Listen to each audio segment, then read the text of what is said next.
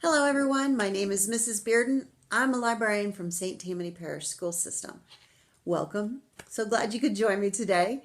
Today we're going to read the story called My Rotten Red-Headed Older Brother. It's written and illustrated by Patricia Polacco. If you haven't read any of her books, you really should. She is a fabulous author and illustrator. One of my favorites, or two of my favorites, that I've read to my students this year, Thank You, Mr. Falker, as well as The Christmas Tapestry. My students loved her books. You can go online right now, go to YouTube and look for Patricia Polacco. She's reading these stories right now online, and she actually reads this one. And what makes it really great is that she gives you background information on her relationship with her brother beyond the book. But before we read the story today, I want you to think about something. Do you have a sibling? Now, what kind of relationship do you have with your sibling? Is it a good one? Okay, some of you. All right. Do you call each other names? All right, sometimes. All right. And some of you have a really rough relationship with your sibling. It's always a competition. Well, that is normal. I just want you to know that. That is normal. When my boys were growing up, I have twins, and when they grew up, they were constantly fighting, and I thought they would never, ever, ever get along. And now that they're adults, they are really good friends, brothers. They stick up for each other, they're there for each other, and I'm really proud of what they've become in their relationship with each other. So keep in mind that sibling rivalry, as well as getting along with your sibling, that takes a lot of work. And usually these things work out just fine. And today in our story, we're going to read about sibling rivalry at its finest. I'm reading this book today with permission from the publisher Simon & Schuster Books. My Rotten Red-Headed Older Brother. Written and illustrated by Patricia Polacco. Before the story begins, if you get a chance to really see this book, it starts with a bunch of pictures of Patricia and her brother Richie. That's funny. My brother's name is Richard. Same as hers. My brother and our mother and I all lived with my grandparents on their farm in Union City, Michigan. Now, my babushka, my grandmother, knew lots of things. She knew just how to tell a good story. She knew how to make ordinary things magical.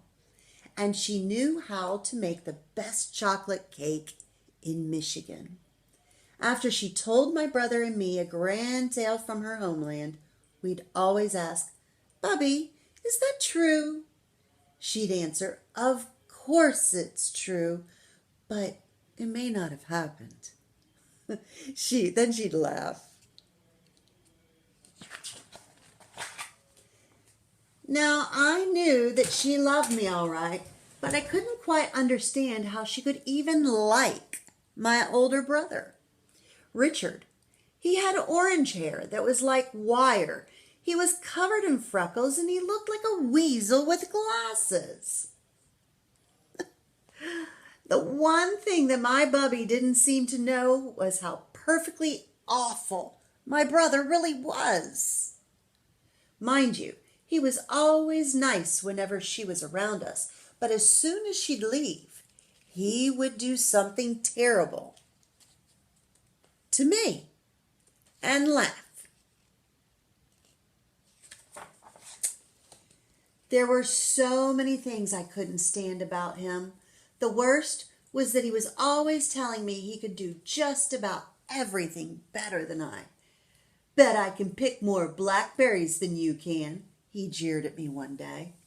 "No, you can't." "Can so." "Cannot." "Can," he whispered.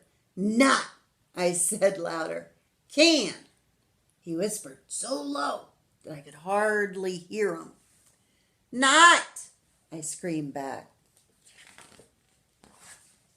We both picked berries for most of the afternoon. Well, he upped and did it. He not only picked more berries than I, he set a record that wasn't even challenged for the next 10 years. You make me sick, Richard Barber, I yelled at him. Then he smiled that smile that only a rotten, red-headed older brother could smile. See his smile? She's very upset with him, isn't she? Quite the competition with the berries. He overdid it. He wanted to make sure he beat her in that game. I guess I would have to face it. He could run the fastest, climb the highest, throw the farthest, sit the longest, get the dirtiest, burp the loudest, and spit the farthest. He had no equal, certainly not me, and I'm 4 years older than you, always have been, and always will be, he sneered. There had to be something I could do that he couldn't. Then an inspired thought comforted me like a fresh breeze on a hot summer day. "Oh, Richie," I cooed as I stood next to the rhubarb bushes. "Do you like rhubarb?" "No," he said. "It's the sourest stuff on the planet." Have you ever seen rhubarb? This right here is a leaf of rhubarb. They make pies and all kinds of things out of rhubarb. Now I knew at long last that I had him. Bet I can eat more of this raw rhubarb than you can without getting the puckers, I challenged. I don't think so. I do. I don't, he said, narrowing his eyes. I do, I insisted. Don't, he hissed, looking smug. Do, I said furiously as I grabbed the first stalk and started chewing it almost down to the leaf. When I couldn't get one more sour bite into my mouth, he was still eating with relish. "I thought you said you don't like rhubarb," I said through pursed lips. "I don't like it. I love it," he announced as he popped the last stalk into his mouth. I was so mad. I couldn't even feel how my belly was starting to ache. "I can't stand you, Richard Barber. I double dog can't stand you," I screamed, and I went into the house to be consoled by my grandmother. "Yeah, and I'm 4 years older than you too, little twerp. Always have been and always will be," he called after me. Then he laughed that rotten, red-headed older brother laugh. That night at dinner, I could hardly eat. "Have you been eating angry apples again, young child?" Bubby asked as she sliced me a huge wedge of rhubarb pie. "I baked your favorite." Richard gave me one of his extra rotten, weasel-eyed, grinny teeth looks. At bedtime, my Bubby came and sat on the edge of my bed like she did every night. "Look, a falling star," she said. We watched it streak across the sky. Then she spit twice between her fingers and gave her chest a loud slap. "Why did you do that, Bubby?" I asked. "I was making a wish. Didn't you know that wishes on falling stars come true?" At last I knew how I was going to get back at my brother. For the longest time, I watched the dark sky until I saw a star shoot across the night.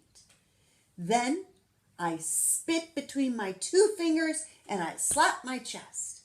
It was done. My wish was to do something, anything better than, you guessed it, my brother. I'd show him.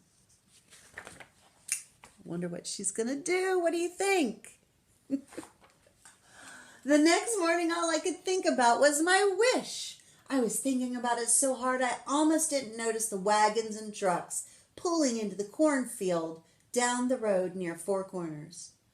"Traveling carnival," my brother said as he ran towards me. "They're setting up right here in our field. I bet I can eat more hot dogs than you can," he teased. He was already starting it. But this time, I was going to do something so incredible that even he would have to sit up and take notice. I had a star wish. I'd show my rotten red-headed older brother all right. That night, I ran straight for the merry-go-round. We must have taken 50 turns on that carousel, but then my brother got off. I stayed on. I went around and around and around. "I knew I could do this longer than you," I shouted at my brother, feeling proud, but a bit dizzy. "Tricia," I heard my bubby call out, "get off from that thing. It's time to go home." The last thing I remembered was stepping off from the platform. Next thing I knew, I woke up with Bubby sitting on the edge of my bed. Mom and Grandpa were there too. "Oh, you gave us all a fright," Mama said. "How do you feel?" "What happened?" I asked. "You fell," my rotten red-headed older brother announced, with the biggest grin on his face. "I don't know what we would have done," my bubby said softly. "Your brother carried you all the way home, and then he had to run to get Dr. Lee. You had to have stitches. I watched it all," he said excitedly. "You fell off the merry-go-round right into some pop bottles," my Gramps added. "You even passed out," my brother chirped. "Looks like you finally did something special." It was from that exact moment that our relationship changed somehow. "Thanks, Richie," I said to him. "What's a big brother for anyways?" he said, blushing. So even though they had all these competitions, do you still think they cared about each other? I do too. The way the brother helped his sister, even though he still teases her. That night, we were all out in the yard. On hot Michigan nights, it was my family's custom to sleep outside, where it was cool. "Look at those stars," Bubby said quietly. "Wishes are funny, aren't they?" I said. "Sometimes they come true differently than you think they will. Well, that's why you have to be very careful for what you wish for. It just may come true," Bubby said. Then she squeezed both of our hands. "Hold on to the grass," she whispered, "because if we don't, we might float up to the stars." Then she leaned over and kissed us both 3 times. "I kiss your eyes, and I hold both of your hearts in my good keeping. And this night I thank God that I walk on this earth with both of you. Amen." Then we all just lay on our blankets in the gentle summer night. "I'll always be 4 years older than you, though," my brother whispered softly. Then he smiled. All of us held one another's hands, and then we all drifted off to sleep. The end. I'm so glad you could join me today. I hope you get the chance to find some of Patricia Polacco's books on YouTube. They're really good. I promise you won't be disappointed. And if you enjoyed this video, keep watching at stpsb.org or on STPPS TV. Keep learning and keep reading. And now, a message from Burrow. Burrow says, keep learning and keep reading. Right, Burrow? Tell him.